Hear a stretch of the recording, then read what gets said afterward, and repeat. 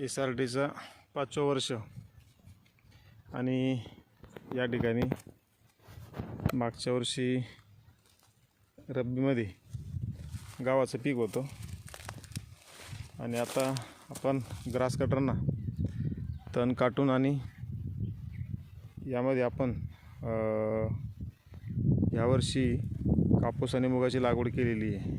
जो आपला 4.5 फुटाचा बेड आहे, तर त्या बेडच्या एका बाजूला आपण कापूस आणि दुसऱ्या बाजूला मुगाची लागवड केलेली आहे. साधारणतः दोन्हीच्या मध्ये 1.5 ते 2 फुटापर्यंत आपण गॅप ठेवलेला आहे.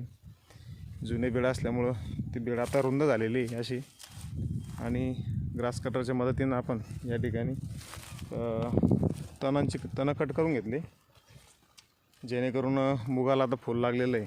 आणि अशा अवस्थेमध्ये तणनाशक मारणे आणि तण ही कापसापेक्षा वरती गेले होते, त्यामुळं की आपल्याला तणनाशक मारता आलं नाही. परंतु आज आपण या ठिकाणी या मुगावर आणि कापसावर इमिडाक्लोरोपिड आणि ॲक्ट्रा थायमॅथॉक्झन ही अशी 2 कीटकनाशकांची या ठिकाणी आपण फवारणी घेतलेली.